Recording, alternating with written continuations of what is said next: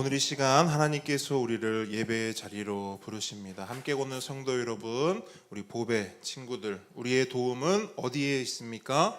우리의 도움은 천지를 지으신 여호와의 이름에 있도다. 하나님의 사랑하심을 받고 성도로 부르심을 받은 모든 자에게 하나님 우리 아버지와 주 예수 그리스도로부터 은혜와 평강이 있기를 원하노라. 아멘. 우리 모두 함께 영과 진리로 하나님을 예배합시다. 사도신경으로 우리의 신앙을 고백합니다.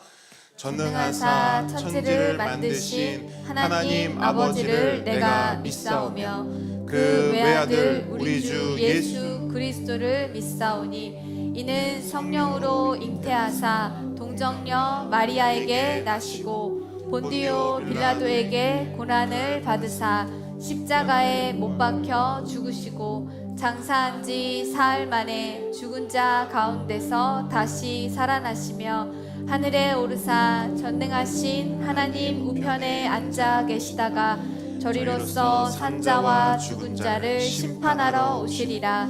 성령을 믿사오며 거룩한 공회와 성도가 서로 교통하는 것과 죄를 사하여 주시는 것과 몸이 다시 사는 것과 영원히 사는 것을 믿사옵나이다. 아멘. 할렐루야. 아멘.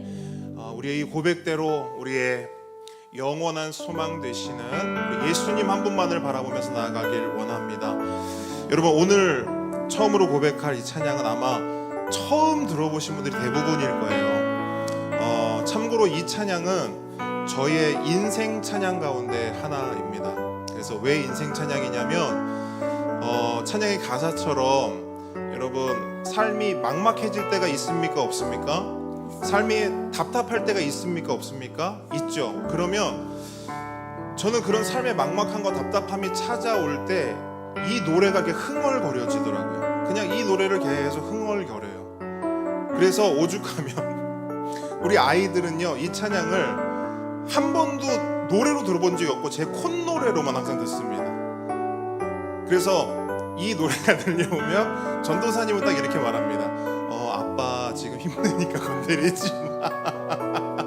어떤 느낌인지 아시겠죠? 이 찬양을 여러분과 함께 고백하고 싶었고, 이 찬양을 통해 경험한 예수님의 그 은혜를 함께 나누고 싶었습니다. 이 찬양 앞으로 한 몇 주 동안 같이 고백할 텐데, 여러분, 이 찬양의 고백처럼 우리의 삶에 막막함이 찾아올 때, 답답함이 찾아올 때 예수님만이 그 막막함을 희망으로 바꿔주시고 답답함의 그 문을, 그 닫혀진 문을 열어주시는 분임을 경험했으면 좋겠습니다. 우리가 이 시간 함께 고백하기를 원합니다. 삶의 막막함 가운데, 삶의 막막함 가운데 찾아오시는 그분의 손길이 삶의 답답함 가운데 빛이 되시는 그분의 말씀이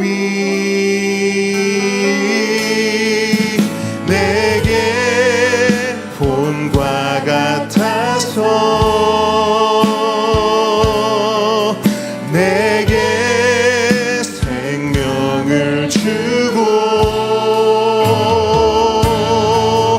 내게 신선한 바람 불어 새로운 소망을 갖게 하네.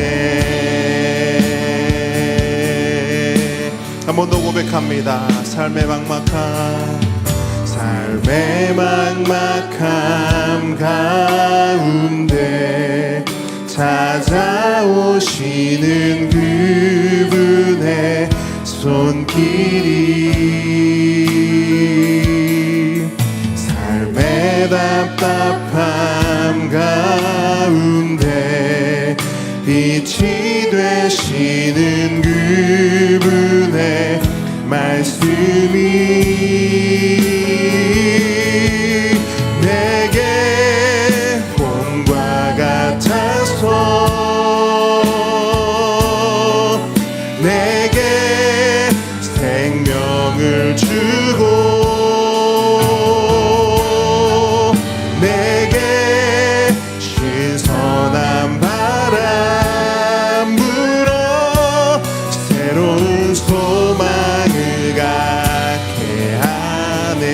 한 번만 더 고백하도록 하겠습니다. 삶의 막막함 가운데, 삶의 막막함 가운데 찾아오시는 그분의 손길이, 삶의 답답함 가운데 빛이 되시는 그분의 말씀이, 아멘. 내게 봄과 같아서 내게 생명을 주고 내게 신선한 바람 불어 새로운 소망을 갖게 하네. 내게 봄과 같아서, 내게 봄과 같아서 내게 생명을 주고 내게 신선한 바람 불어 새로운 삶을 꿈꾸게 하네. 새로운 삶을 꿈꾸게 하네. 새로운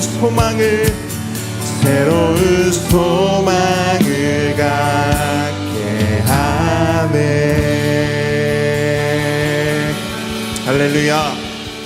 아멘. 예수님이 우리에게 봄과 같아서 우리에게 생명을 주고 아멘. 우리에게 소망을 주고 또 우리에게 새로운 삶을 열어주시고 약속하시는 줄 믿습니다.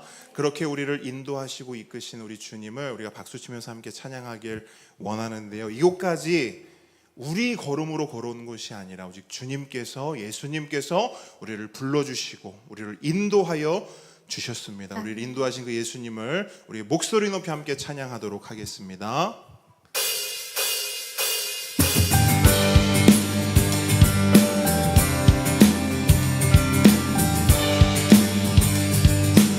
함께 고백합니다. 모두 나와 주 경배하네. 인도하신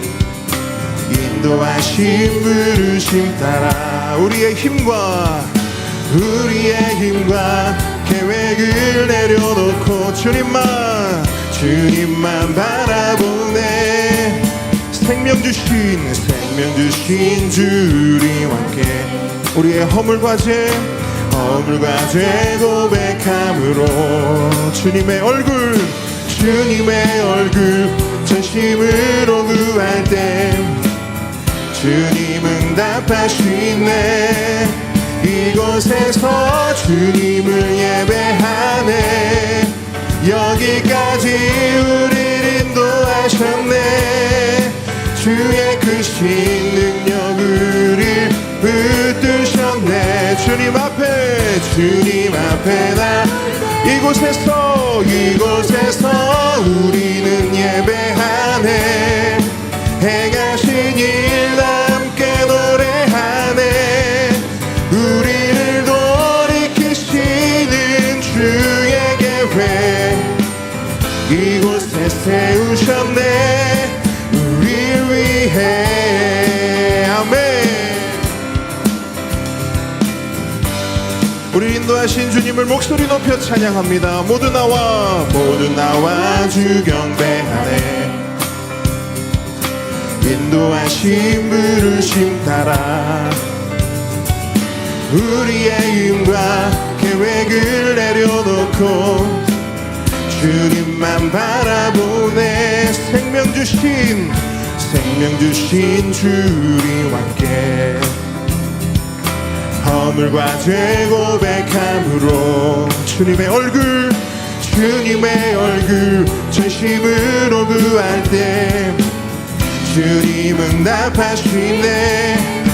이곳에서 주님을 예배하네. 여기까지 우리를 인도하셨네. 주의 크신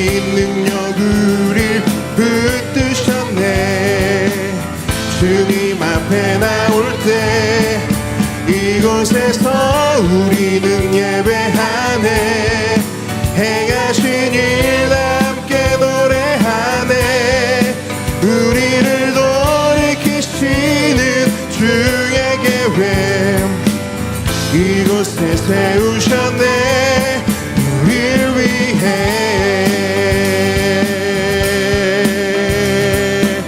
우리 함께 예수 이름을 고백합니다. 슬픈 마음 있는 사람, 슬픈 마음 있는 사람, 예수 이름 믿으며 영원토록 변함없는 기쁜 마음 얻으리. 한 번 더.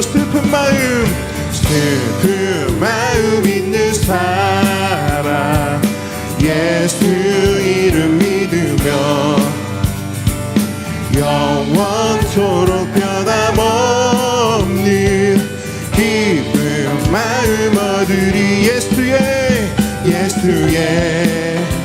이름은 세상의 소망이요, 예수의 이름은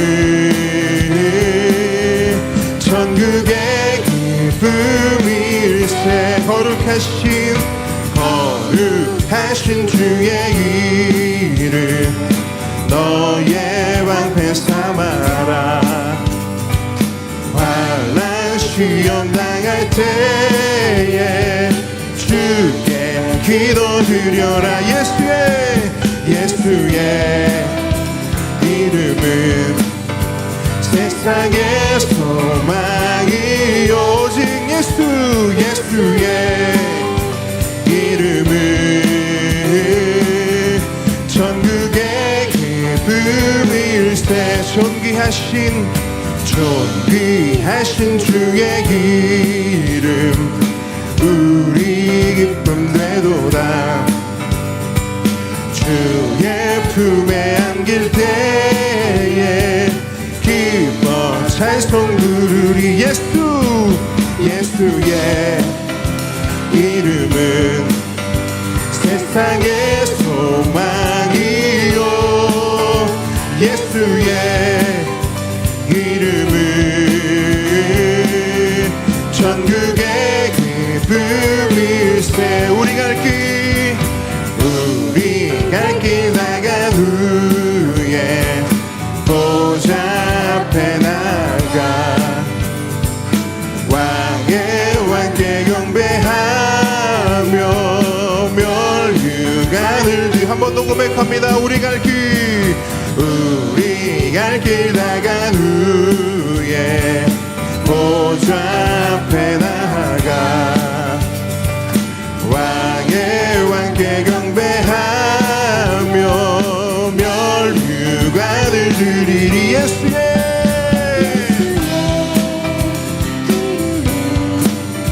세상의 소망이요, 예수의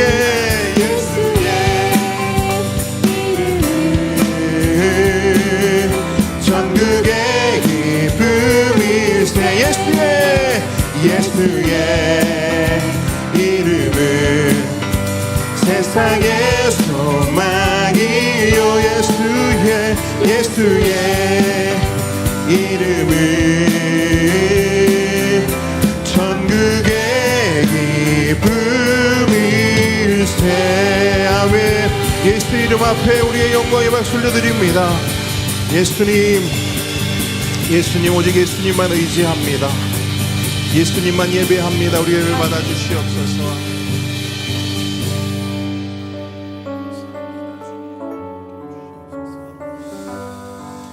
이 시간 마지막으로 우리 예수님께서 우리에게 베푸신 은혜, 우리에게 주신 그 사랑을 함께 고백하기를 원합니다. 오직 주의 은혜로 살아갑니다. 고백합니다. 오직 주의 은혜로 지금 여기 서 있네. 한없는 경배, 한없는 찬양, 내 영혼 예배드리네.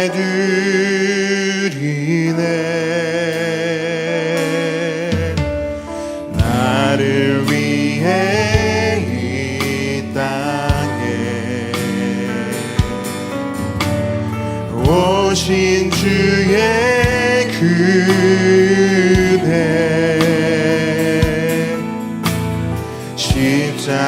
고통 이기신 주님 은혜 어찌 주리 주네 날 채우시네 주네 보게 하시네 살아가는 동안 은혜로만 사니 십자가 은혜로 오직 주의 은혜로 지금 여기 서 있네 한없는 경배 한없는 찬양 내 영혼 예배드리네 나를 위해 이 땅에 오신 주의 은혜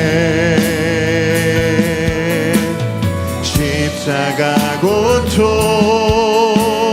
이기신 주님 그 은혜 어찌 주리 주네 날 채우시네 주네 보게 하시네 살아가는 동안 은혜로만 사니 십자가 은혜로 주네 날 채우시네 주네 날 채우시네 주네 보게 하시네 살아가는 동안 은혜로만 사니 십자가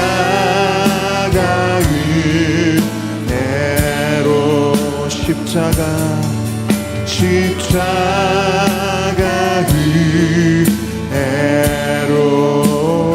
은혜로 십자가 은혜로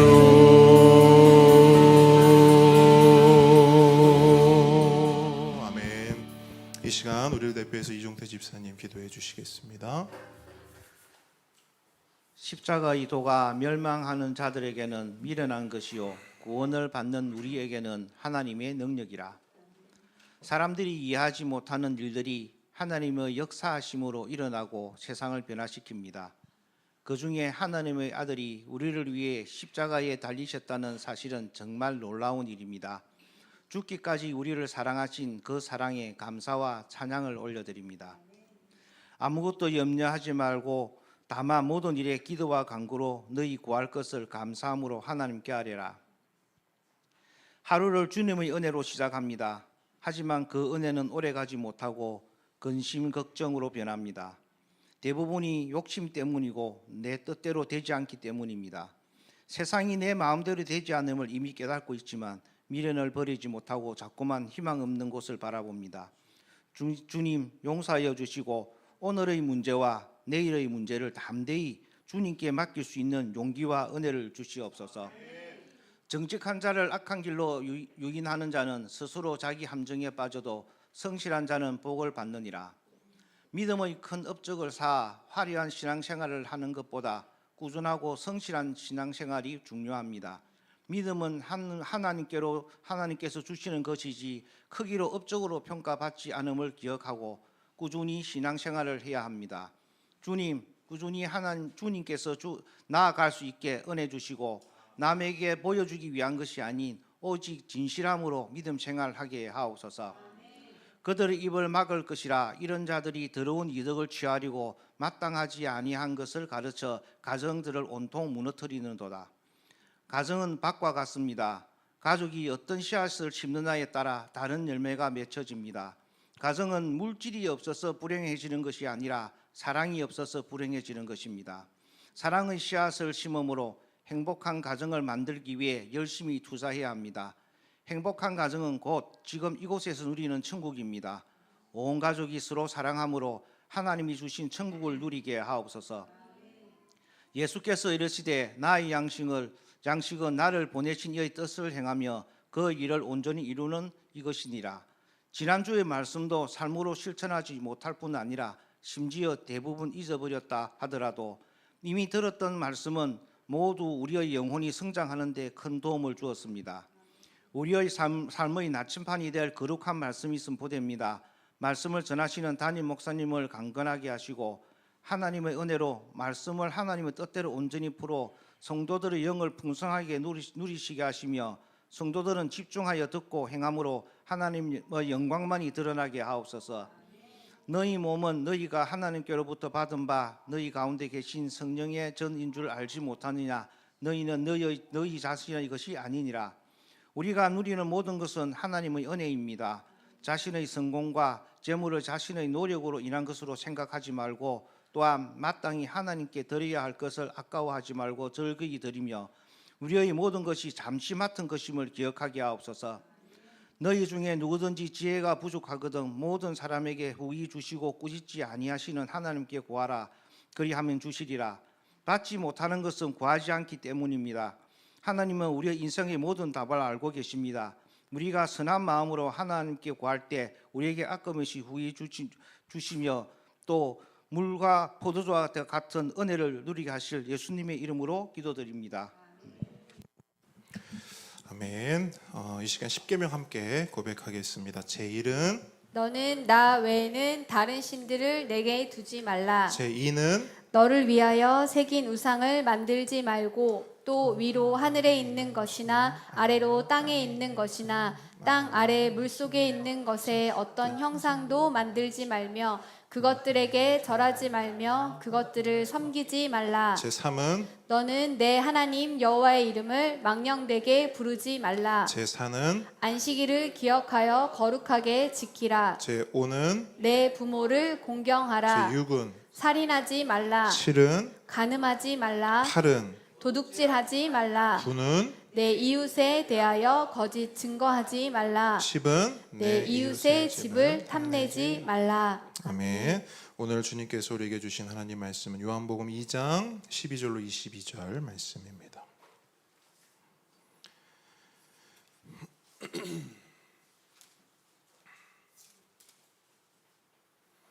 요한복음 2장 12절로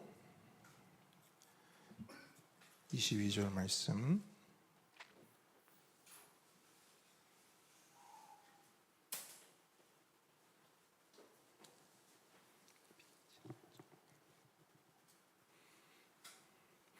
자, 우리 한 목소리로 읽지 않고요. 한 절씩 읽고 마지막 22절 한 목소리로 읽습니다. 제가 먼저 읽습니다. 그 후에 예수께서 그 어머니와 형제들과 제자들과 함께 가버나움으로 내려가셨으나 거기에 여러 날 계시지는 아니하시니라. 유대인의 유월절이 가까운지라 예수께서 예루살렘으로 올라가셨더니 성전 안에서 소와 양과 비둘기 파는 사람들과 돈 바꾸는 사람들이 앉아 있는 것을 보시고 노끈으로 채찍을 만드사 양이나 소를 다 성전에서 내쫓으시고 돈 바꾸는 사람들의 돈을 쏟으시며 상을 엎으시고 비둘기 파는 사람들에게 이르시되 이것을 여기서 가져가라. 내 아버지의 집으로 장사하는 집을 만들지 말라 하시니 제자들이 성경 말씀에 주의 전을 사모하는 열심이 나를 삼키리라 한 것을 기억하더라. 이에 유대인들이 대답하여 예수께 말하기를 내가 이런 일을 행하니 무슨 표적을 우리에게 보이겠느냐. 예수께서 대답하여 이르시되 너희가 이 성전을 헐라 내가 사흘 동안에 일으키리라. 유대인들이 이르되 이 성전은 46년 동안에 지었거늘 네가 3일 동안에 일으키겠느냐 하더라.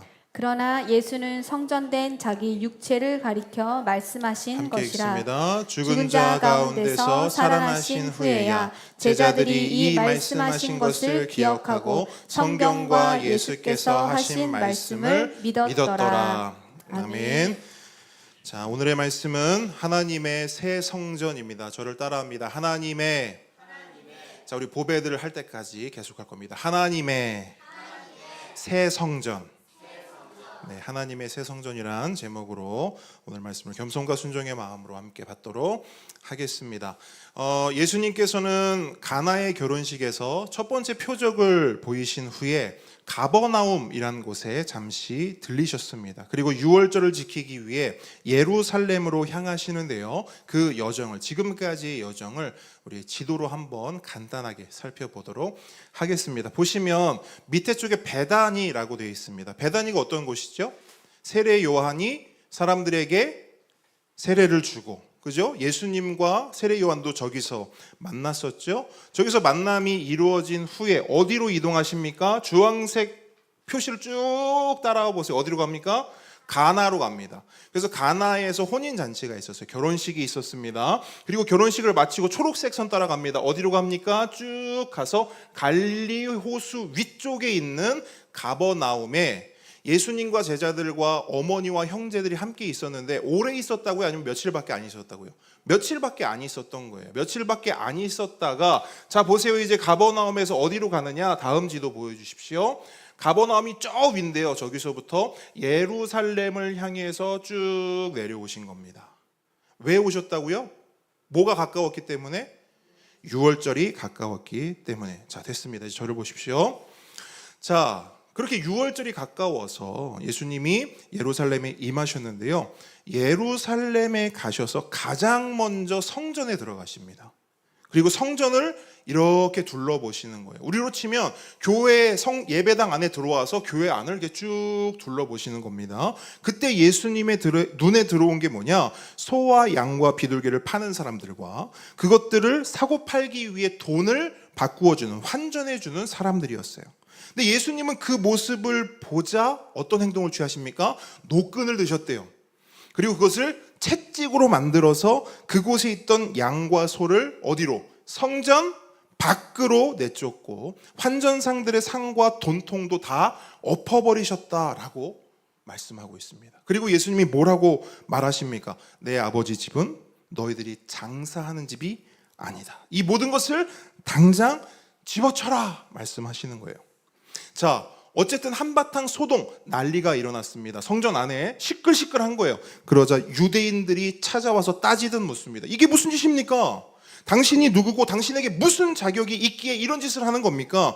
당신이 선지자라도 됩니까? 만약 당신이 선지자라면 우리에게 당신이 선지자라고 하는 징표, 증거를 내놓으십시오 라고 유대인들이 말한 거예요. 그러자 예수님께서 그들에게 뭐라고 대답하십니까? 이 성전을 무너뜨려라. 내가 며칠 만에, 3일 만에 세울 것이다. 이렇게 대답을 하는 거예요. 자, 유대인들이 예수님의 이 대답을 듣고 어떤 반응을 보였을까요? 황당한 반응을 보이는 겁니다. 왜냐하면 예수님의 엉뚱한 대답 때문에도 황당했지만, 오늘 성경에 보니까 이 성전이 지어지는데 몇 년이 걸렸대요? 46년. 그런데 여러분, 46년이 돼서 지어진 게 아닙니다. 계속 짓고 있는 중이었어요. 그러니까 40년이 넘는 시간을 계속 짓고 있는 성전인데 이걸 무너뜨리면 며칠 만에, 3일 만에 세운다 하니까 유대인들 입장에서는 황당할 수밖에 없는 것입니다. 자, 여러분, 방금 제가 말씀드린 이야기까지가 오늘 이야기의 대략적인 흐름입니다. 그래서 이 이야기는 유대인들이 황당해하는 표정과 함께 마무리가 되고 있는 거예요.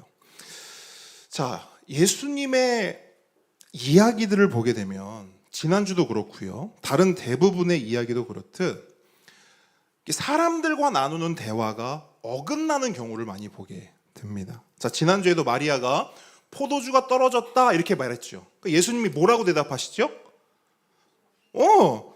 여자여, 나와 상관없습니다. 때가 아직 이르지 않았습니다. 약간 어긋나는 말의 포인트가 있어요. 그리고 나중에 살펴볼 여러분 요한복음 4장에도 가게 되면 우물가의 사마리아 여인을 만나시거든요. 그 우물가의 사마리아 여인 예수님께 뭐라고 말하냐면 저에게 그 물을 주십시오 라고 말한단 말이에요.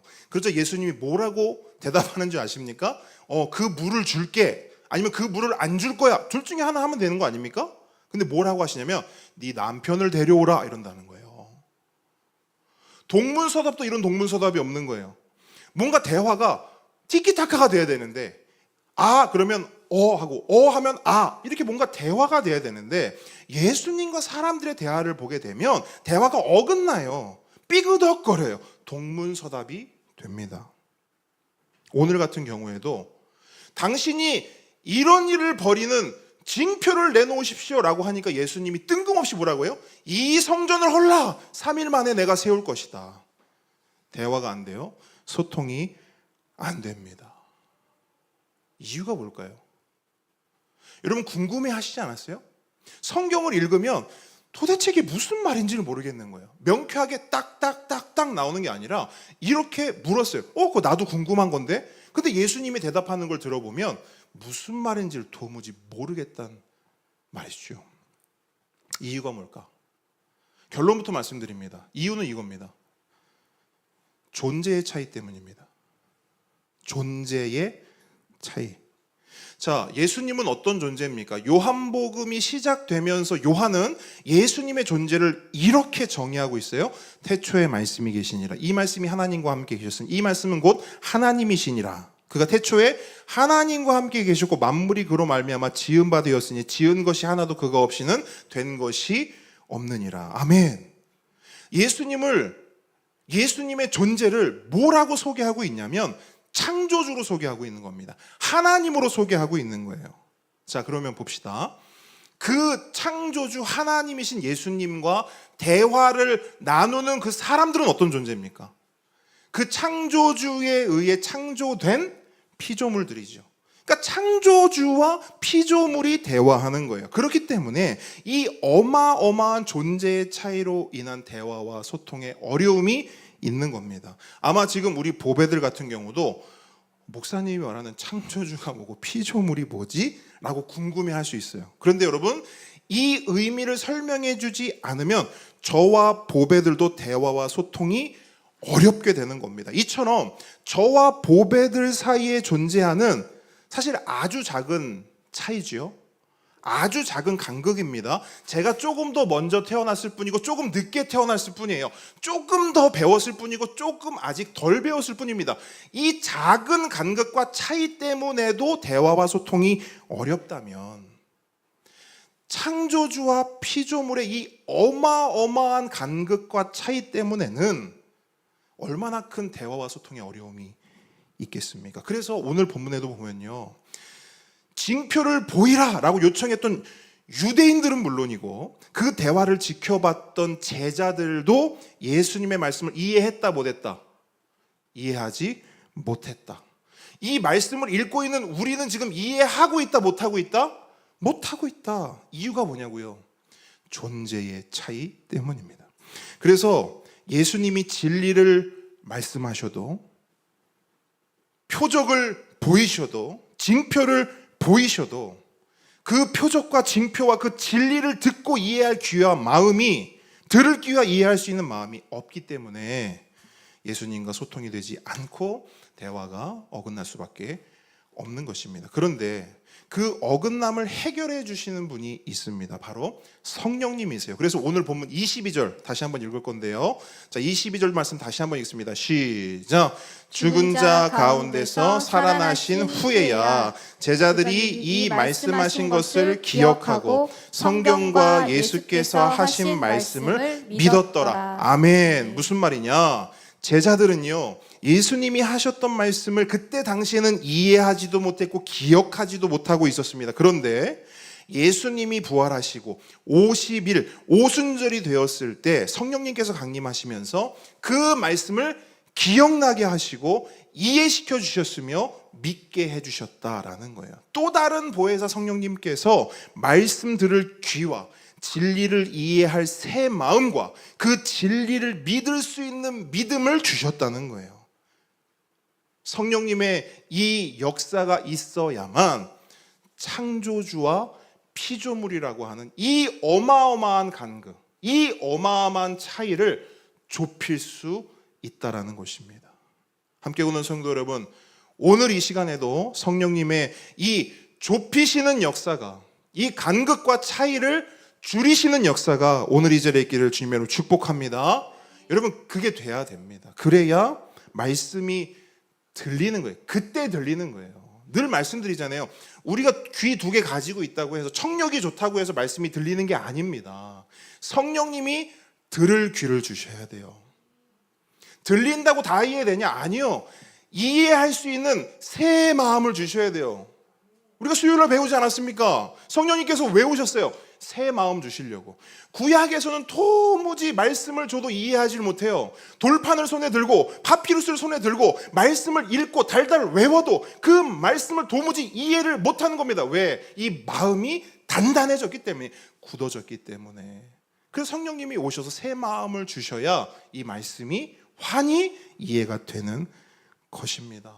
오늘 이 시간 성령님께서 우리 모두에게, 우리 보배들에게도 들을 기회와 새 마음과 믿음을 주실 줄 믿습니다. 아멘으로 받으시기 바랍니다. 자, 앞서 말씀드렸듯이 예수님은 가나 결혼식장을 떠나 가버나움에 잠시 계셨다가 예루살렘으로 향하십니다. 왜 예루살렘에 가셨다고 했습니까? 다시 질문드립니다. 왜 예루살렘에 가셨죠? 뭐가 가까웠어요? 유월절이 가까웠기 때문에. 자, 13절 말씀 한번 다시 읽습니다. 시작.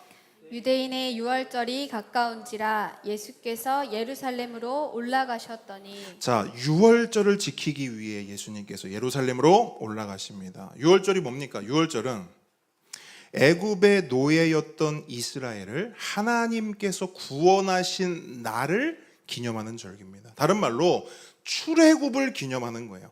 하나님의 구원, 하나님의 은혜, 하나님의 사랑을 기억하고 기념하는 날입니다. 그래서 유대인의 모든 남자들은 유월절이 딱 되잖아요. 그러니까 우리로 치면 약간 명절 같은 것이죠. 우리가 명절이 되면 시골을 찾고 고향을 찾듯이 유대인의 모든 남자들은 유월절이 되면 반드시 예루살렘 성전을 방문해야 했습니다. 그래서 예수님도 유대인이었기에 유월절이 가까이 와서 그 예루살렘에 방문하게 된 것이죠. 그런데 여러분, 이번 예루살렘 방문, 특별히 예수님이 이 예루살렘을 방문하신 이유는요, 단지 그 이유 때문만은 아니었습니다. 유대인 남자여서 방문한 것도 아니고 유월절을 지키기 위해서 방문한 것만도 아니었습니다. 그러면 예수님께서 어떤 이유 때문에 예루살렘에 방문하셨는가? 오늘 본문을 보니까요, 예수님께서 예루살렘에 방문하실 수밖에 없는 이유를 우리에게 힌트로 주고 있거든요. 여러분 한번 힌트를 한번 찾아보시겠어요? 13절에 그 힌트가 있거든요. 아, 예수님이 이것 때문에 방문하셨겠다. 혹시 보이십니까?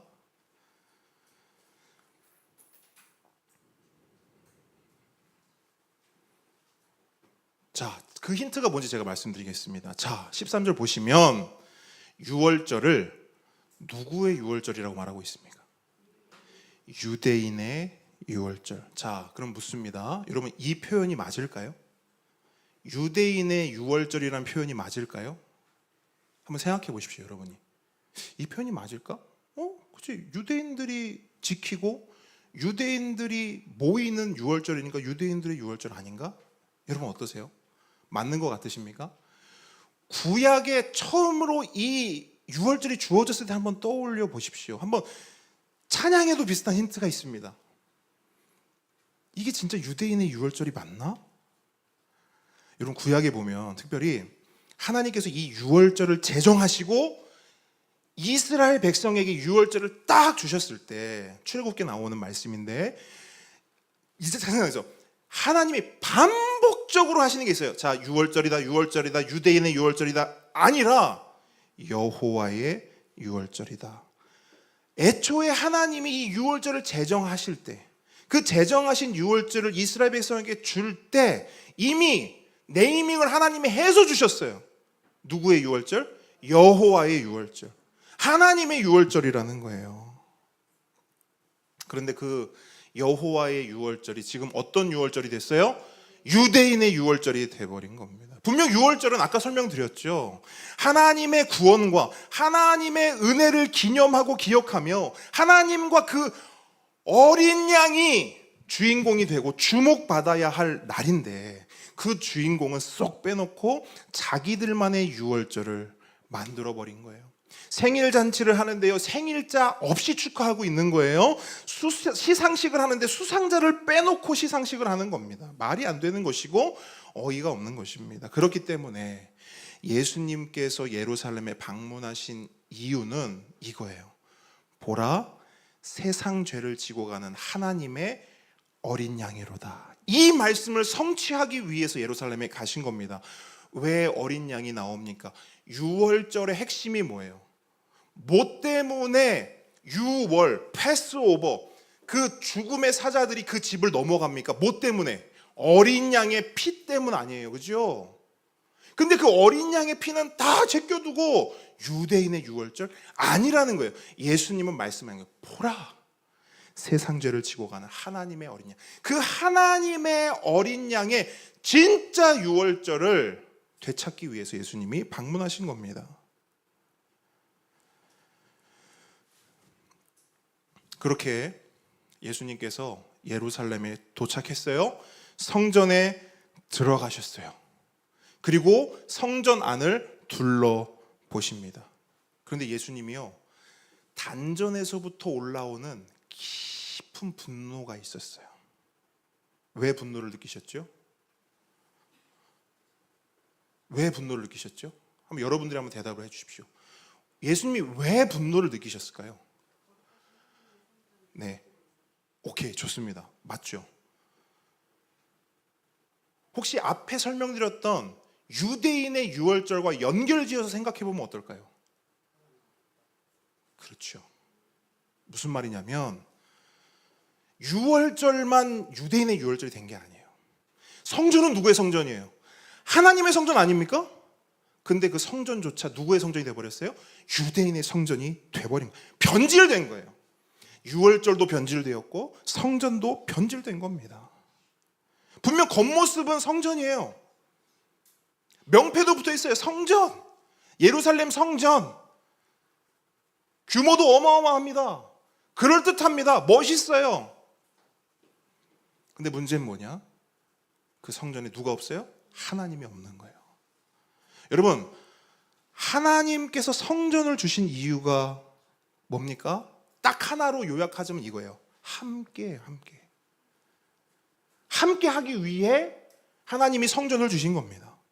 그래서 하나님은 성전을 통해 이스라엘을 찾아오시고 이스라엘은 성전을 통해 하나님을 만나는 거예요. 그렇게 성전에서 함께 하는 것이 하나님께서 성전을 주신 이유이고 성전이 존재하는 목적입니다. 그래서 성전에는 하나님의 임재가 있고 하나님의 말씀이 있으며 하나님의 함께 하심이 있습니다. 아니, 있어야 합니다. 그래야 성전이에요.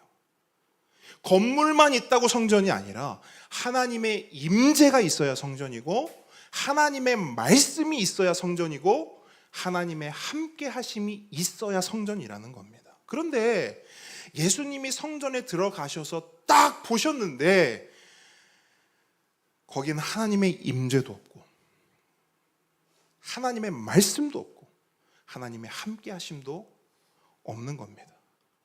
이미 그곳은 하나님의 성전이 아니라 유대인의 성전, 아니 유대인의 시장이 되어버렸어요.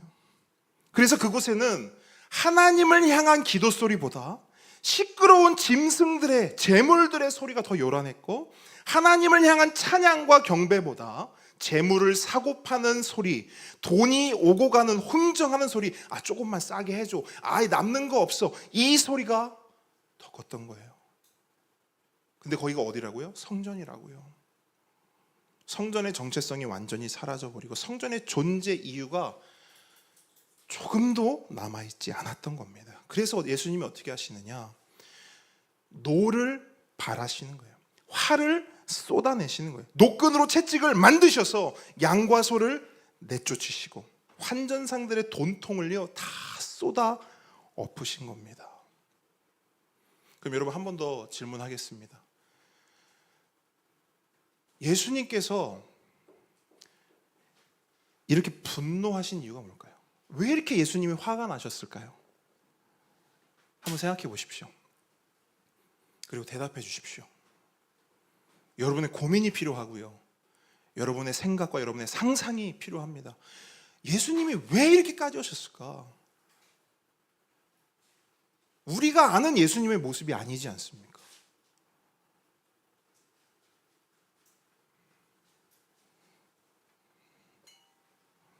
뭘까요?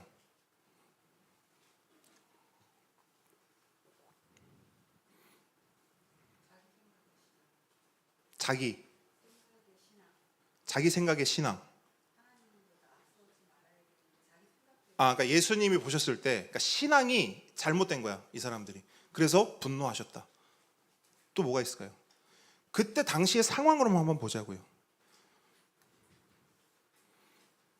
표면적 이유는 쭉 다 설명드렸습니다.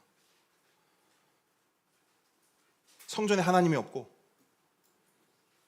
짐승 소리도 가득하고, 좀만 싸게 해줘, 좀만 빼줘, 남는 거 없어, 이런 소리만 가득하고, 표면적 상황은 다 있어요. 오케이, 그것 때문에 화내시죠. 근데 그게 왜 화낼 일이냐는 거예요. 예수님에게. 이건 매우 중요합니다, 여러분. 우리가 이 본문을 단순히 예수님이 엄청 화내셨대, 예수님도 화낼 때 있지, 그러니까 우리도 화내도 돼, 이런 식으로 정의를 가면 매우 난감해요. 근데 보통 그렇게 적용을 한단 말이에요. 봐라, 예수님도 이렇게 의분으로 화내셨지, 나도 의분이 있으면, 그리스도인데 의분이 있으면 이렇게 화내도 돼, 채찍 들어도 돼. 그걸 말하고 있는 본문이 아닙니다. 여러분, 예수님이 왜 화나셨을까요? 여러분, 이걸 보셔야 돼요. 이게 보여야 되고, 이게 이해가 돼야 되고, 이게 공감이 돼야 됩니다. 그래야 이 본문이 열리는 거예요. 조금만 여러분 생각해 보십시오. 상상해 보십시오. 왜일까? 예수님의 마음을 한번 이해해 보십시오. 공감해 보십시오. 간극을 한번 좁혀 보세요.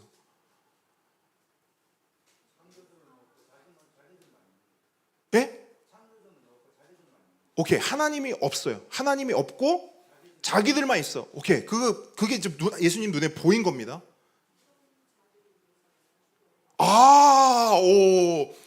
전혀 색다른 접근이에요. 그러니까 내가 이런 놈들을 위해서 죽어야 된다고? 우와, 전혀 상상치 못했던. 또 뭐가 있을까요? 이 거룩함 없는 이 성전에 대한 분노. 좋습니다. 여기까지만 딱. 왜?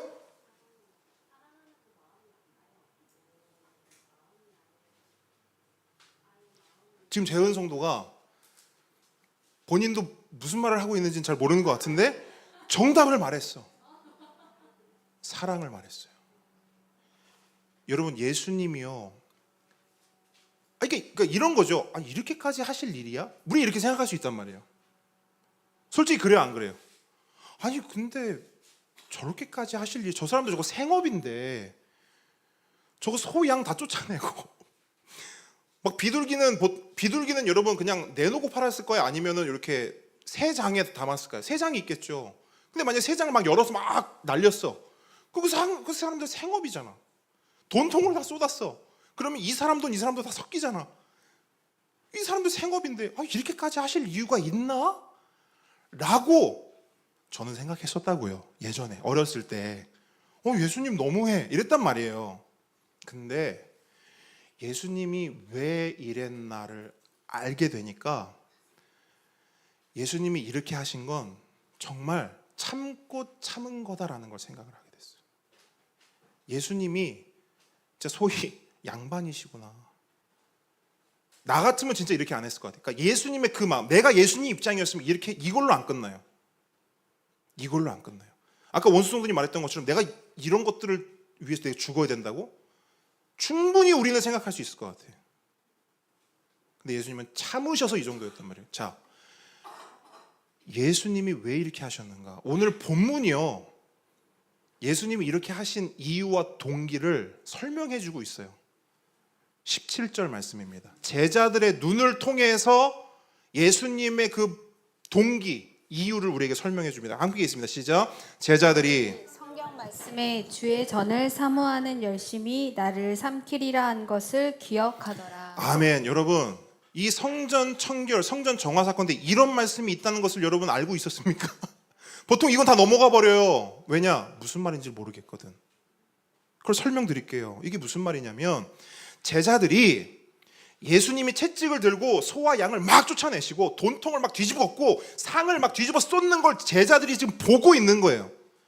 그걸 보면서 있는데 제자들 마음에 구약의 한 말씀이 딱 떠오른 거예요. 오? 어떤 말씀이 딱 떠오른 거예요. 그 말씀이 뭐냐면 여기 기록되어 있는 시편 69편 9절 말씀이에요. 그게 뭐냐? 주의 전을 사모하는 열심히 나를 삼키리라. 이 말씀이거든요. 제자들이 이 말씀이 딱 떠오르고 예수님이 하시는 일이 이 말씀과 연관되어 있구나 생각한 이유는 이거예요. 뭐냐? 주의 전을 사모하는 열심이, 다른 말로 하나님의 성전을 사랑하는 마음이 예수님 안에 가득했다는 거예요. 무슨 말씀인지 아시겠죠?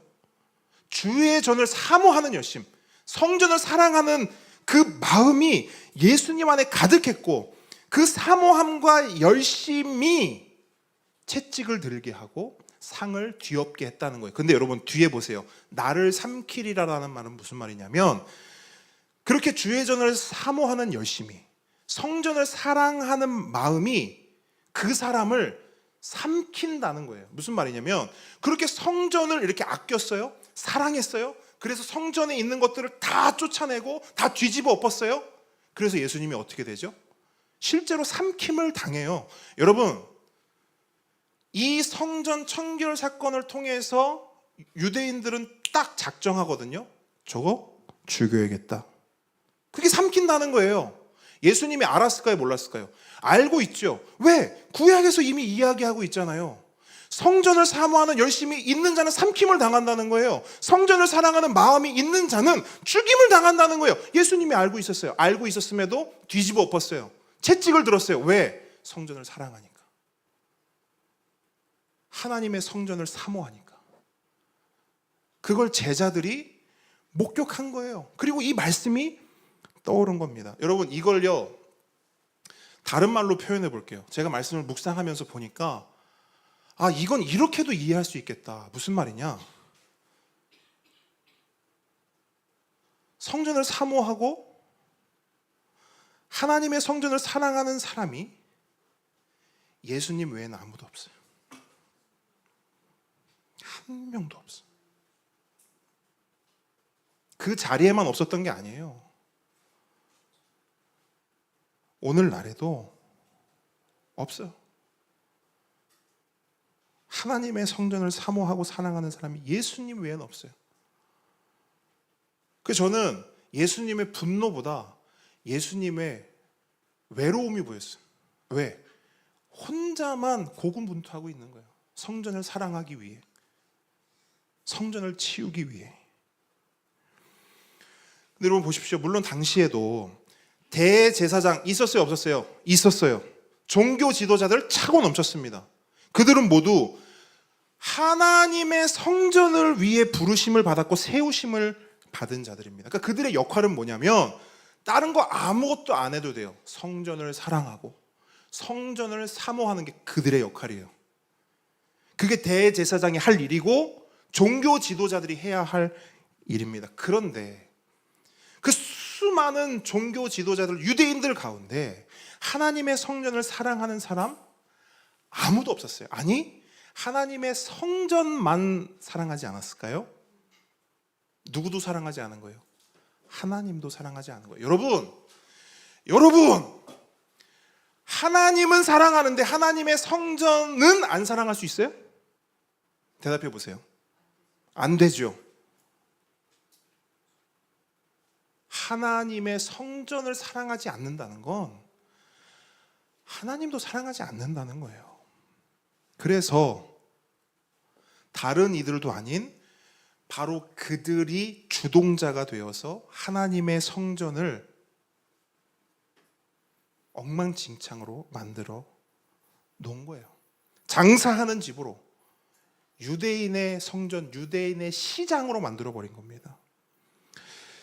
여러분, 당시 기록을 한번 제가 살펴봤어요. 당시 기록에 의하면 원래 이 재물을 파는 사람들, 그리고 환전소까지 포함이겠죠.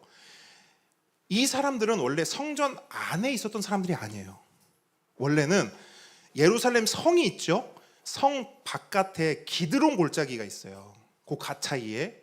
그 기드론 골짜기에서 재물도 팔았고 돈도 바꿔주고 했었단 말입니다. 그래서 멀리서 예배하러 오는 사람들이 이제 성전에 들어가서 예배를 드리고 제사를 드리려면 재물이 필요하잖아요. 근데 멀리서부터 재물을 가지고 올 수 없으니 재물을 구해야 한단 말입니다. 그래서 어떻게 하냐면 성전으로 바로 가는 게 아니라 기드론 골짜기에 들려서 재물을 사서, 그리고 성전세를 내야 되니까 환전도 해야 돼. 돈도 바꿔서 그리고 성에 들어오고 성전에 들어오는 거예요. 이게 원래 절차였어요. 근데 이 절차를 주후 30년에 대제사장 가야바가 바꿔버려요. 이유는 이거예요. 너네 불편하지 않아? 오늘날로 말하니까 성도 여러분 예배 드리는데 불편하지 않으세요? 편하게 해드릴게요. 누우세요. 이거예요. 성도님들 불편하지 않으세요? 누워서 예배 드리세요. 하고 싶은 대로 하세요. 편한 대로 하세요. 식사하면서 하세요. 간식도 좀 주워 먹으면서 하세요. 대신 눕는 자리는 돈을 내야 합니다. 우리가 CGV 가면요, VIP석 따로 있지 않습니까? 뭘 더 내야 되죠? 돈을 더 내야 돼요. 그것과 마찬가지로 대제사장 입장에서는 서비스를 제공한 거예요. 그래서 그 기드론 골짜기에 있던 그 사람들을 다 성전 안으로 데리고 옵니다. 근데 보시라고요. 그냥 배려 차원에서 진짜 선의로 그 사람들 그렇게 했을까요? 아니요. 성전에 들어오는 대신 뭘 내야 되냐? 자릿세를 내야 되죠. 근데 자릿세를 아주 진짜 정성만 받을게요일까요? 아니면 말도 안 되는 자릿세를 받을까요? 말도 안 되는 자릿세를 받겠죠. 자, 보세요. 그러면 그 말도 안 되는 자릿세를 내고 성전 안으로 들어온 그 사람들은 물건값을, 재물값을 원래값 그대로 팔 수 있어요? 아니면 더 올려 붙여야 돼요? 조금이에요, 많이요? 많이. 그러면 그 많은 돈을, 재물을 사는 사람들은 누구예요? 백성들 아닙니까? 소는 부자들이 사는 재물이죠. 양은 중산층이 사는 재물이에요. 비둘기는요, 정말 가난한 사람들이 사는 재물이에요. 근데 비둘기 값도요, 천정부지로 솟아오르는 겁니다. 그러면 문제는 뭐냐? 예배 드리는 게 힘들어지는 거예요. 이 일이 있었던 거예요. 성전을 사랑하고 백성들이 성전에 와서 하나님을 예배할 수 있도록 도와야 될 사람들이 이 짓을 하고 있는 겁니다. 근데 여러분, 더 큰 문제가 있어요. 더 큰 문제가 있어요. 그냥 이건 본문만 읽어서는 이런 문제들이 보이질 않거든요. 더 큰 문제가 있어요. 그 성전에 자리를 내줬잖아요. 근데 그 성전에 내준 자리가 뭐냐면 이방인들의 뜰이었어요. 당시 예루살렘 그 성 안에는요, 크게 세 구역으로 나뉩니다. 딱 들어가자마자 있는 게 이방인의 뜰, 그 다음이 여인의 뜰, 그 다음에 이스라엘의 뜰이에요. 무슨 말이냐? 이방인의 뜰에는 누가 기도하고 누가 그곳에 있을 수 있어요? 이방인들 다 그곳에 있을 수 있어요. 유대인이 아니어도 그 자리에서 예배하고 기도할 수 있단 말이에요. 그 다음에 여인들의 뜰, 거긴 뭐냐면 유대인 여인들만 들어갈 수 있어요. 그리고 마지막으로 그 이스라엘의 뜰이 있어요. 그 이스라엘 뜰은 누구만 들어갈 수 있냐? 유대인 남자 성인만 들어갈 수 있어요. 그죠? 근데 보시라고요. 이스라엘의 뜰 가만 내비두고 여인들의 뜰 가만 내비두고 지금 어디를 시장으로 만들어버린 거예요? 이방인의 뜰.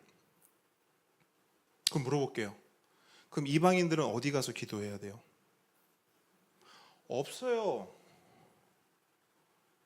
기도 못해요. 하나님을 보고 싶고 만나고 싶어도 만날 수가 없다고요. 지들은 언제든지 마음대로 실컷 와서 예배하고 기도하면서 이방인들이 기도할 통로를 막아버린 거예요. 다른 사람들이 어떻든 나만 예배하면 되는 거예요. 나만 편하면 돼. 나만 좋으면 되는 거예요. 그 일이 일어났어요.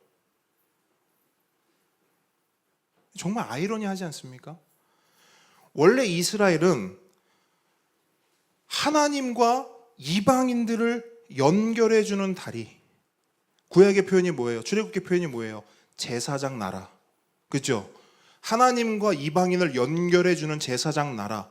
다리로 부르심을 받았단 말이에요. 그런데 지금 이들이 하고 있는 짓은 뭐예요?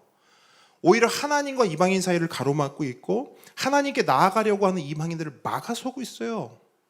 근데 그렇게 하는 이유가 뭐라고요? 중심에 뭐가 있다고요? 하나님에 대한 사랑이 없는 거예요. 다르게 표현해 볼게요. 하나님 사랑, 이웃 사랑이 없는 거예요. 그들은 신나게 율법을 잘 지킨다고 생각했을 거예요. 그들은 자신들이 계명으로 완벽하다고 생각했을 거예요. 하지만 계명의 핵심인 하나님 사랑, 이웃 사랑을 조금도 지키고 있지 않았어요. 그들은 하나님도 사랑하지 않았고 이웃도 사랑하지 않았어요. 누구를 사랑했어요? 나. 그저 나. 그저 나. 나밖에 없어요. 하나님도 없고 이웃도 없어요. 그냥 나만 사랑해. 그러니까 이방인들이 어떻게 되든 니들이 예배를 드리든 뭘 하든 상관없어요. 하나님이 있든 없든 상관없어요. 뭐로 살아요? 나. 말은 청산유수죠. 여러분, 대제사장과 종교 지도자들이요 말 못했을까요? 아니요, 말은 청산유수라니까요. 거룩의 가면을 쓰고 하나님 사랑, 이웃 사랑을 말하고 이야기하고 늘 떠듭니다. 근데 그 행동은 어떠냔 말이에요. 그 삶은 어떠냔 말이에요. 이방인들 다 쫓아내고 그걸로 자기가 이득 다 챙기고 하나님은 다 등지고. 그래서 여러분 본문 14절 한번 보세요. 본문 14절을 보시게 되면 예수님께서 성전을 보셨다라고 말하고 있잖아요. 그죠? 보이시죠? 성전을 보셨다라고 말하는데요. 이 보셨다라는 의미는요, 예수님이 단순히 성전 안의 풍경만 보신 게 아니에요. 소와 양과 비둘기와 환전소, 그 사람들만 보신 게 아니에요. 예수님은 지금 뭘 보고 계시냐면 그들의 중심을 보고 계세요. 그리고 아셨던 거예요. 아, 그들의 중심에 하나님이 없구나. 하나님 사랑이 없구나. 하나님에 대한 경외함도 없구나. 하나님에게 아예 관심이 없구나. 그럼 그들의 관심, 그들의 중심은 다 어디가 있어요? 그저 돈, 그저 자기 자신에 다가 있어요. 그래서 나만 예배하면 돼요. 나만 편하면 돼요. 나만 좋으면 그만이에요. 그래서 그들은 돈을 위해서 성전을 도구화합니다. 나를 위해서 하나님을 이용해 먹어요. 여러분, 이걸 뭐라고 하냐면 한마디로 우상숭배라고 합니다. 하나님을 믿되 어떻게 믿냐? 우상숭배하듯이 믿어요. 여러분, 하나님을 믿는 신앙과 우상숭배의 차이점이 뭔지 아십니까? 하나님을 도구화한다는 거예요. 나를 위해서 하나님이 도구가 된다? 그러니까 내가 잘 살게 하기 위해서 하나님이 필요하다? 내가 잘 풀리기 위해서 하나님이 날 도와야 된다? 이걸 다른 말로 해볼게요. 기복주의라고도 하고 이걸 우상숭배라고도 해요. 지금 이 사람들이 그 짓 하고 있는 거예요. 성전이 누굴 위해 존재하냐? 나. 하나님이 왜 존재하냐? 나. 그러니까 예수님은 분노할 수밖에 없는 거예요. 이 행태를 보고. 예수님이 가장 사랑하는 대상이 누굴까요? 그죠? 여기서 우리가 착각하거든요. 예수님이 가장 사랑하는 존재는 날 거야 라고 생각해요. 아니에요. 예수님이 가장 사랑하는 존재는 하나님이에요. 그리고 우리예요. 전도사님과 이런 대화 가끔 하거든요. 아이들하고. 엄마가 1번이야. 아빠가 1번이야. 그리고 니네가 2번이야. 이게 무슨 말인지 알죠? 사랑하지 않는다는 건 아니에요. 하지만 우선순위가 있다는 거예요. 예수님께 우선순위는 하나님이라고요. 근데 생각해 보십시오. 내가 사랑하는 존재를, 내가 사랑하는 하나님을, 우리 입장에서 내가 사랑하는 가족을 다른 누군가가 이용해 먹고, 다른 누군가가 함부로 대하고, 다른 누군가가 내 가족을 도구화했어요. 그럼 여러분 어떠세요? 그 뭐죠? 그 전화 와가지고 속이는 거 뭐죠? 내 가족이 보이스피싱을 당했다고 생각해 보세요. 이용당한 거잖아요. 함부로 대함받은 거잖아요. 그럼 여러분들 어때요? 그냥 괜찮아, 인생의 경험이라고 생각해, 그냥 이렇게 끝낼까요?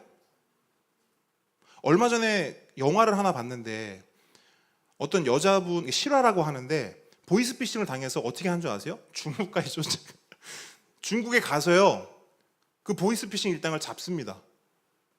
그냥 어떤 여성분이, 물론 약간 그 이제 영화적 요소가 가미되긴 했지만, 뭐냐면 이 내가 도구화되고 이용당했다는 거에 분노가 치미는 거예요. 근데 경찰은 안 도와주니까 자기가 그냥 중국 가버린 거예요.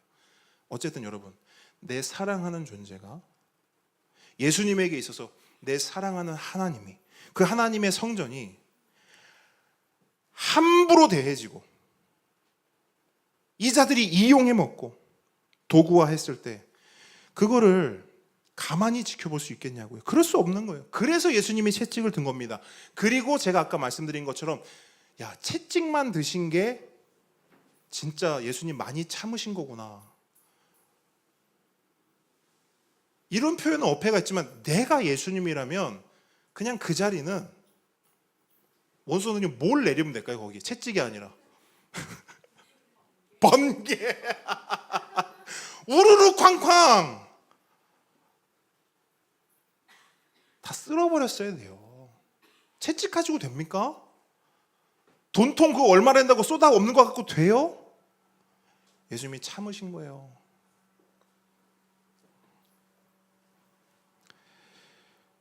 그러면서 예수님이 꾹꾹 그 마음을 누르시면서 하신 말씀이 뭐냐? 그게 19절 말씀이에요. 함께 읽습니다. 시작. 내가 사흘 동안에 일으키리라. 자, 징표를 내놓으라고 하는 유대인들을 향한 대답인 동시에 예수님께서 이 성전을 보시고, 더 나아가 그들의 중심을 보시고 내린 판결이에요. 판결. 그 핵심이 뭡니까? 하나님의 성전을 헐라는 거예요. 하나님 없는 성전은 더 이상 성전이 아니고, 하나님 사랑, 이웃 사랑이 사라진 성전은 더 이상 존재할 이유가 없으니 다 헐어버리라는 거예요. 근데 이상합니다. 방금까지만 해도 예수님은 성전을 어떻게 하셨다고요? 어떤 마음을 가지고 계셨다고요? 사랑하는 마음. 예수님이 성전을 사모하신다면서, 사랑하신다면서 왜 그 사모하고 사랑하는 성전을 헐라 하시지? 사랑하는 마음이 금세 바뀌신 건가? 그게 아닌 거예요. 그 뒤에 말씀이 그걸 설명해 주고 있어요. 한 가지 덧붙이고 있죠. 그 옛 성전은 허물어지고 뭐가 세워진다는 거예요? 3일 만에 새로운 성전이 세워진다라는 거예요. 옛 성전은 다 허물어지고 새로운 성전이 올 것이다 말씀하는 겁니다. 이게 무슨 말인가? 예수님의 이 말씀을 들은 유대인들은요, 그 말씀의 의미를 전혀 짐작하지 못했습니다. 그래서 어떻게 대답하냐면, 아니 이 양반아 46년이나 걸려서 아직도 짓지도 못했는데 이거를 다 헐면 3일 만에 짓는다고 황당해하고 있는 겁니다. 이해하지 못하고 있어요. 그럼 제자들은 다릅니까? 아니요. 본문 22절 보십시오. 제자들도 그 당시에는 예수님의 이 말씀을 이해하지 못했어요. 하지만 예수님께서 부활 승천하시고 성령님께서 그들에게 오셨을 때 그들은 깨닫게 됩니다. 기억나게 돼요. 그 깨닫고 기억난 말씀이 뭐냐? 그게 21절 말씀이에요.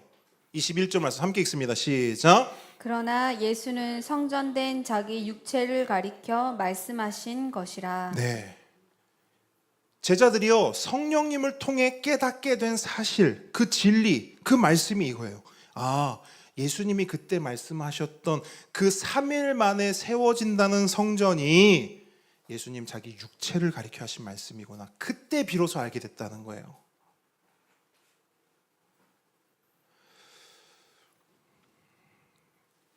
그러므로 여러분, 이제는 건물로서의 성전은 존재합니까? 존재하지 않습니까? 존재하지 않습니다. 그럼에도 불구하고 제가 어렸을 때만 하더라도 이 예배당, 이 교회당의 명칭은 뭐였어요? 성전이었어요. 그리고 이런 목사님이나 사역자들이 사용하는 물건들을 뭐라고 불렀어요? 성물이라고 불렀어요. 그래서 이거 아무나 만질 수 있었어요? 없었어요? 여기 아무나 설 수 있었어요? 없었어요? 오늘날에도 그런 교회가 있다고 하면 믿으시겠습니까? 그래서 이 자리에 오를 때는 신발을 벗어야 하고, 왜? 모세도 신을 벗었으니까 신을 벗어야 하고, 이런 성물을 닦는 것도 아무나 못합니다. 교회를 평생 지켰던 그 시찰 권사님만 이것들을 다 조심스럽게 닦을 수 있어요. 혹여나 우리 보배들이나 주일학교 친구들 여기에 올라오게 되면 어떻게 합니까? 하늘에서 뭐가 떨어진다고요? 성도님? 번개가 떨어진다고 믿었어요.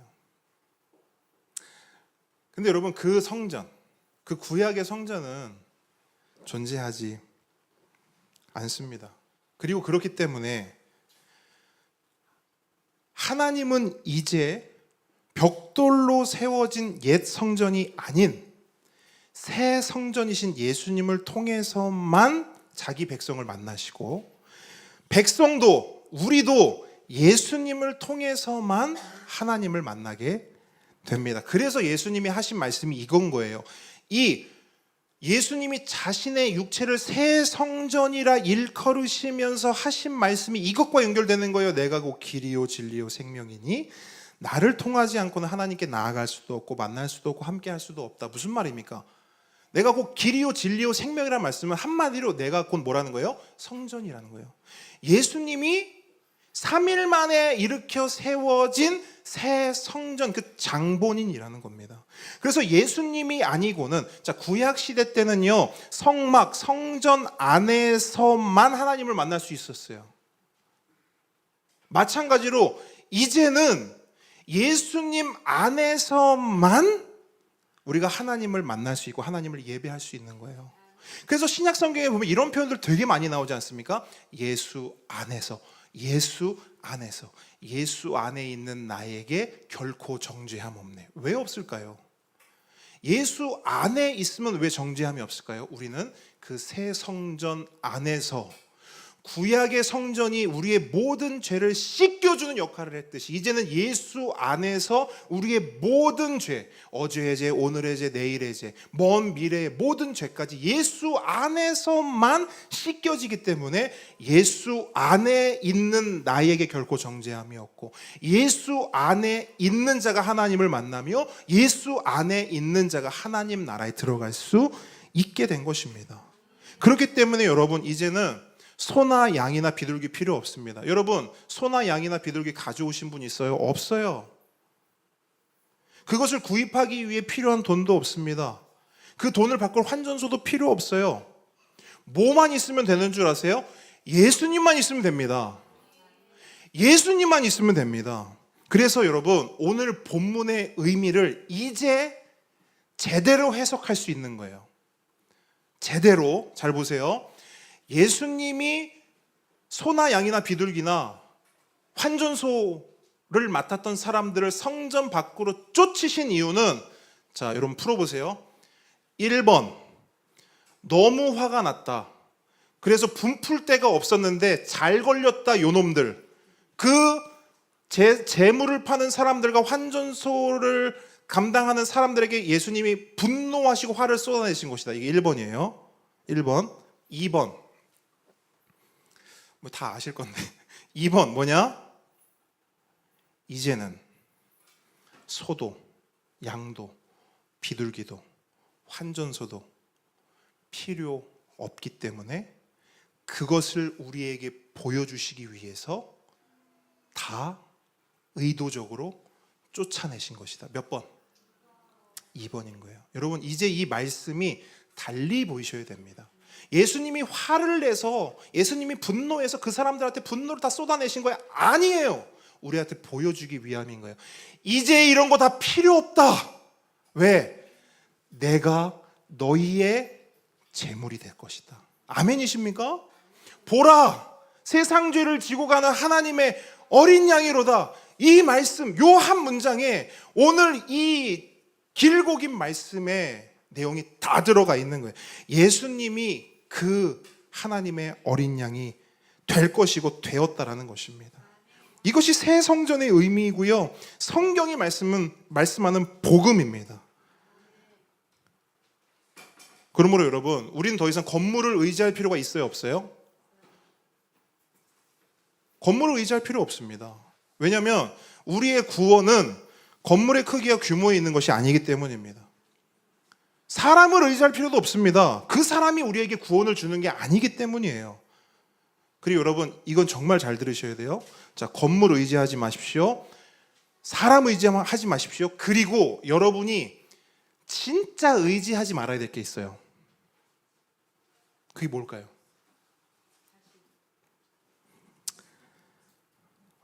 보이나? 자기 자신이에요.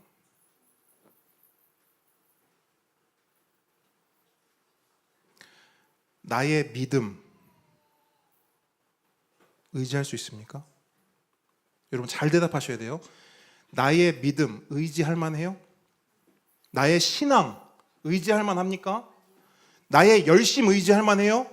나의 수고, 나의 헌신, 나의 봉사는 어때요? 의지할 만합니까? 나의 직분은요? 나의 경험, 나의 영성은요? 여러분, 이거요, 약간 딱지 같은 거예요. 딱지가 어떻죠? 이렇게 뒤집혔다가 또 툭 치면 어떠세요? 이렇게 뒤집혀요. 여러분, 나의 믿음, 신앙, 봉사, 수고, 열심, 나의 직분, 경험, 나의 영성, 딱지 뒤집히도 더 뒤집혀버린다니까요. 그러니까 어제는요 열심히 있었어요. 오늘은 없어져요. 어제는 믿음이 이만했어요. 오늘은요 요만해요. 아니, 없을 때도 있어요. 그게 나예요. 옛날에 이랬다고요? 왕년에 이랬다고요? 옛날에 신앙생활 이렇게 했다고요? 어쩌라고요? 딱지예요. 어제는 그랬어요. 오늘은요, 내일은요. 나는 의지할 게 하나도 없어요. 그럼 우리는 누구만 의지해야 돼요? 예수님. 그래서 예수님을 이렇게 표현하죠. 만세반석. 만세기가 지나도 변함없는, 뒤집히지 않아요. 우리를 향한 사랑도, 우리를 향한 은혜도, 우리를 바라보는 눈도 바뀌지 않아요.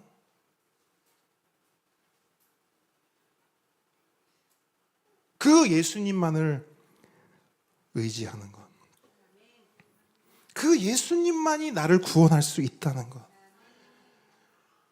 그러므로 여러분, 예수님만 의지하고 예수님만 믿으시기 바랍니다. 아멘이십니까? 마지막으로 이 말씀만 드리고 말씀 마치도록 하겠습니다. 그럼 여러분, 우리가 예수님만 의지하고 믿는다 했어요. 자, 예수님을 믿는다는 게 뭐예요? 여러분은 어떻게 생각하고 계세요? 예수님을 믿는다는 게 뭘까? 나는 예수님을 믿고 있나? 여러분, 예수님을 믿고 있다면 예수님을 믿는다는 게 뭡니까? 뭐가 예수님을 믿는 거죠? 그냥 내가 예수님 믿어요, 믿는 겁니까? 예수님 믿습니다, 고백했으니까 믿는 겁니까? 난 예수님 믿는 사람으로 살아왔으니까 믿는 겁니까? 교회를 다니고 있으니까 믿는 겁니까? 세례를 받았으니까 믿는 거예요? 예수님을 믿는다는 게 무엇인가? 짧게 3가지만 말씀드릴게요. 예수님을 믿으면요, 예수님이 필요합니다. 다시 말합니다. 누가 예수님 믿는 사람이냐? 예수님이 필요한 사람입니다. 여러분, 예수님이 언제 필요한 줄 아세요? 네, 항상 필요해요. 왜 항상 필요하냐? 우리는 항상 죄를 짓거든요. 항상 죄에 노출되거든요. 그래서 그 죄 때문에, 그 죄가 내 죄든 다른 사람의 죄든, 그러니까 내가 죄를 지어서 내가 힘들든 다른 사람이 죄를 지어서 그 영향력이 나한테 오든 어쨌든 우리는 매일매일 항상 힘들어요. 뭐 때문에? 죄 때문에. 근데 그 죄는 예수님이 아니고서는 감당할 수가 없죠. 그래서요, 예수님을 믿는다는 건 뭐냐? 그 죄 때문에, 그 감당할 수 없는 죄 때문에 매일매일 예수님이 필요하고, 그 매일매일 필요한 예수님을 인식하고 함께하고 함께 동행하며 살아가는 것이 믿는 거예요. 아멘이십니까? 지난주 수요일날 집에 가는데 은서가 시무룩해져서 또 묻는 거예요. 우리 은서가 가끔 시무룩해지죠. 왜 시무룩해진다 그랬어요? 아빠 나 천국 못 갈 것 같아. 우리 지난주 요한계시록 하면서 그거 했잖아요. 생명책 얘기했잖아요. 아빠 나 생명책에 이름 없을 것 같아. 그래서 제가요, 이 내용을 집에 가면서 차 안에서 2차 부흥회를 또 한 거예요. 근데 생각해 봤어요. 은서만 이거 모를까? 아니, 우리 성도들도 대부분 모를 것 같은데. 그래서 지금 설명드리는 겁니다. 예수 믿는 게 뭐냐? 첫 번째, 은서야, 너 예수님이 언제 필요해? 나 맨날 죄 때문에. 그래. 근데 너 예수님 필요해 안 필요해? 나 예수님 필요해. 왜? 나 맨날 죄 짓고 나쁜 마음 들고. 맞아, 예수님 필요하지? 그러면 너 예수님 믿는 거야. 그래서 설명했어요. 자, 예수님이 필요해. 근데 그렇게 예수님한테 예수님 필요해요 도와주세요 했을 때 예수님이 도와주셨어. 그렇게 계속 예수님은 너를 도와주셔. 네가 매일매일 죄를 짓고 매일매일 실수하고 매일매일 잘못을 해도 사람들은 너를 정죄하고 손가락질하고 외면하고 너를 멀리해도 예수님만큼 너를 품어주고 안아주고 너를 언제나 있는 모습 그대로 받아주셔. 그러면 예수님에 대한 너의 마음이 어떨까? 예수님 너무 좋아. 그래, 그게 두 번째야. 첫 번째, 매일매일 예수님이 필요한 사람이 예수님 믿는 사람이고, 두 번째, 그래서 예수님이 좋은 사람이 예수님이 믿는 거야. 아멘이십니까? 여러분, 오늘부터 이거 바꾸세요. 예수님을 믿는다는 게 뭔지를. 예수님이 매일매일 필요한데 매일매일 내가 필요할 때마다 나를 받아주시고 안아주시고 사랑해주시고 은혜를 베풀어주시고 예수님 너무 좋다. 이거 예수님 믿는 거예요. 자, 그래서 제가 은서야, 그럼 봐봐. 그렇게 매일매일 너한테 너무너무 잘해주고 너한테 정말 항상 좋고 선한 걸 다 해주셔. 그러면 그 예수님 보고 싶을까 안 보고 싶을까? 너무 보고 싶어. 그래? 그 예수님 보고 싶어? 보고 싶어. 그럼 그 예수님 만나러 가야겠어? 가야겠어. 그래. 그러면 그 가야 될 때 어디로 가면 되냐면 천국 가는 거야. 아, 그래? 너 예수님 보고 싶지? 보고 싶어. 그러면 천국문 앞에 가서 누가 물어볼 거야. 너 왜 천국 들어가야 되냐? 그러면 다른 말 하지 마.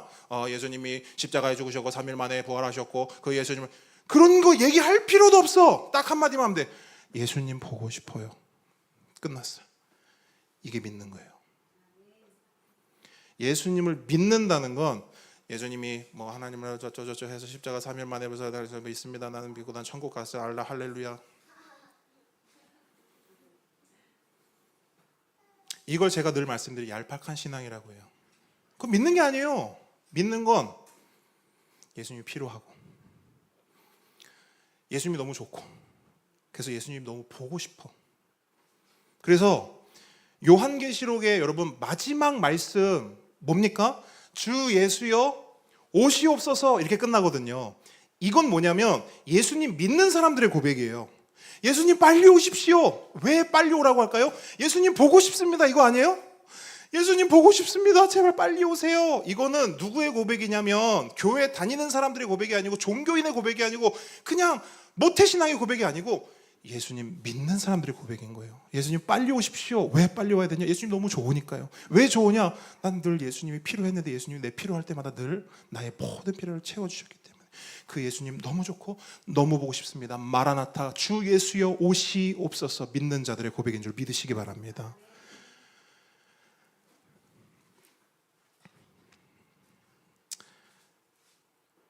바라기는 이 자리에 있는 우리 모두가 우리 모든 보배들까지도 새 성전 되시는 예수님이 오늘도 필요하고 오늘도 너무 좋고 오늘도 너무 보고 싶은 그런 우리 모두가 되길 주님의 이름으로 축복합니다. 찬양하겠습니다. 우리 아까 불렀던 찬양 슬픈 마음 있는 사람 함께 고백하겠습니다.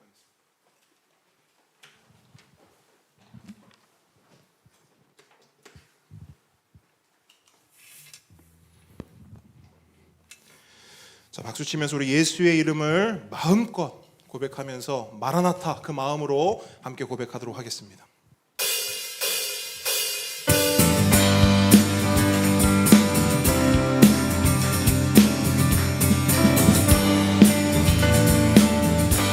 슬픈 마음 있는 사 예수 이름 믿으며 영원토록 변함없는 기쁜 마음 얻으리. 예수의 이름 세상의 소망이요. 예수의 이름은 전국의 기쁨일세. 거룩하신 주의 이름 너의 방패 삼아라.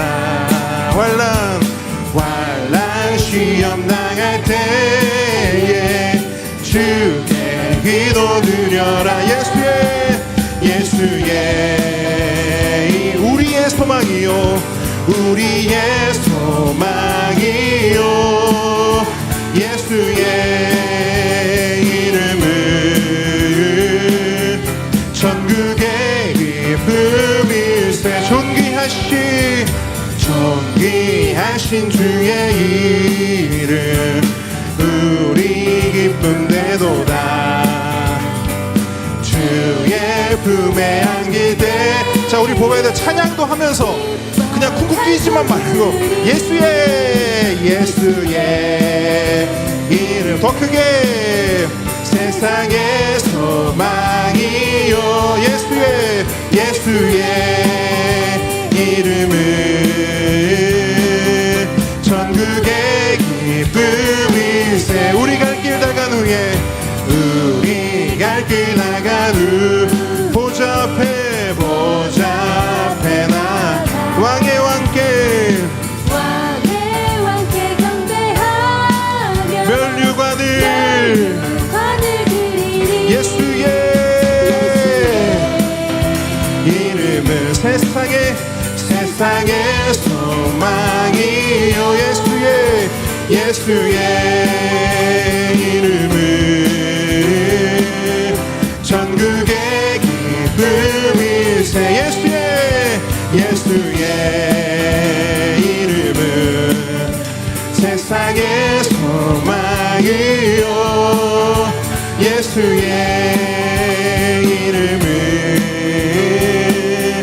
전국의 기쁨일세. 아멘. 우리 예수 그림 앞에 우리의 새 성전 되신 아멘 주님. 아멘. 예수님 필요하십니까? 예수님 좋으십니까? 예수님 보고 싶으십니까? 우리 그 예수님께 이 시간 함께 기도하기를 원합니다. 오늘 받은 말씀 기억하세요. 모든 받은 말씀 기억하시면서 이렇게 적용하시면 됩니다. 옛 성전은 갔어요. 근데 유대인들이 옛 성전 함부로 대했죠. 새 성전이 왔어요. 우리는 그 새 성전을 어떻게 대하고 있습니까? 우리는 예수님을 어떻게 대하고 있죠? 혹시 우리는 예수님을 도구 삼지 않았습니까? 예수님이 있어야 할 곳에 내가 있지 않나요? 우리는 예수님 그 새 성전을 향한 사모함이 있습니까? 열심이 있습니까? 사랑함이 있습니까? 아니면 그저 나인가요? 이 시간 함께 기도했으면 좋겠습니다. 여러분, 새 성전만큼은 그렇게 돼서는 안 됩니다. 새 성전만큼은 그렇게 돼서는 안 됩니다. 이 시간 주여 한번 부르시고요. 여러분, 회개할 거 있으면 회개하시고요, 구할 거 있으면 구하십시오. 새 성전 대신 우리 예수님 앞에 기도하며 나갑니다. 주여 한번 부르십니다. 주여.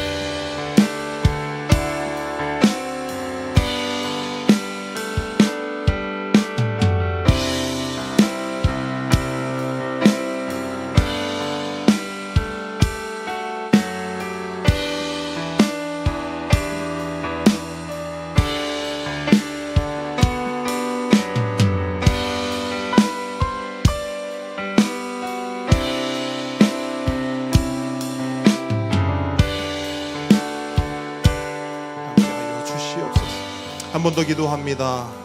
여러분 함께 우리 한 목소리로 한 마음으로 기도하기 원하는데요. 교회를 위해서, 가정과 개인을 위해서, 보배들을 위해서, 우리 선교사님들을 위해서 기도합니다. 특별히 오늘 기도할 때 여러분 그 마음으로 기도했으면 좋겠습니다. 여러분, 하나님, 우리 함께 걷는 교회 가운데 예수님이 있었으면 좋겠습니다. 우리 가정과 내 삶 가운데 예수님이 있었으면 좋겠습니다. 우리 보배들에게 예수님이 있었으면 좋겠고, 우리 선교사님들의 삶과 그 사역 현장에도 예수님이 있었으면 좋겠습니다. 우리 그 마음으로 우리 한 목소리로 함께 기도하겠습니다. 기도합니다. 아버지 하나님, 함께 걷는 교회, 예수 잘 믿는 교회 되게 하여 주시옵소서.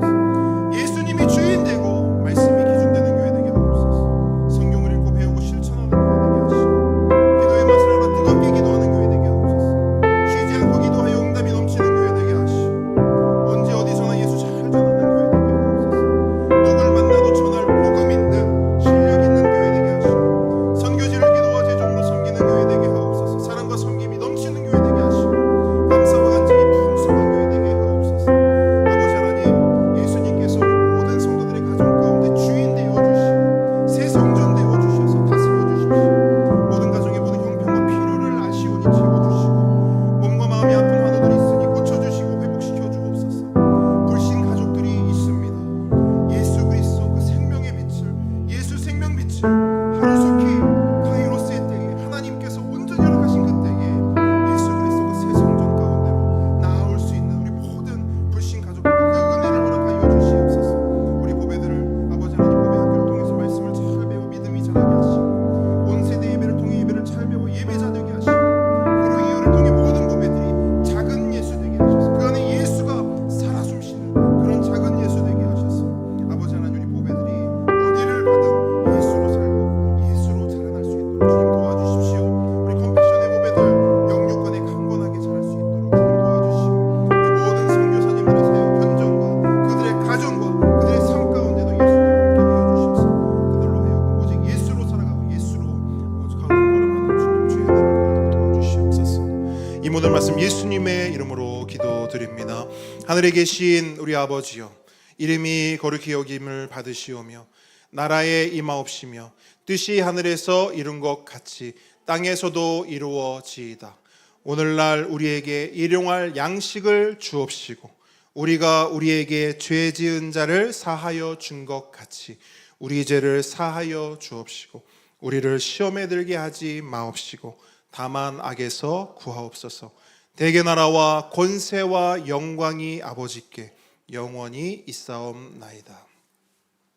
이제는 우리 주 예수 그리스도의 은혜와 하나님의 사랑과 성령님의 교통하심이 지금 이 자리에서, 예수님이 필요합니다. 예수님이 좋습니다. 너무 좋습니다. 예수님이 오늘도 너무 보고 싶습니다 라고 고백하는 하나님의 모든 자녀 머리 위에, 우리의 보배들의 삶 위에 지금부터 영원까지 함께 있을지어다. 아멘.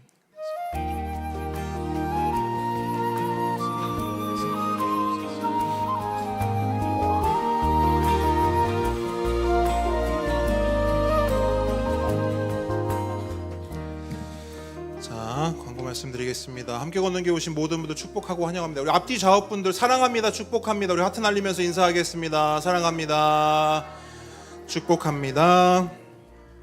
네, 2024년 1학기 성경학교가 마쳤습니다. 그래서요, 이번 주는요, 우리가 지난주 나눴던 말씀 사도행전의 이야기를 중심으로 해서요, 사도 바울의 생애를 다룬 영화를 함께 시청하도록 하겠습니다.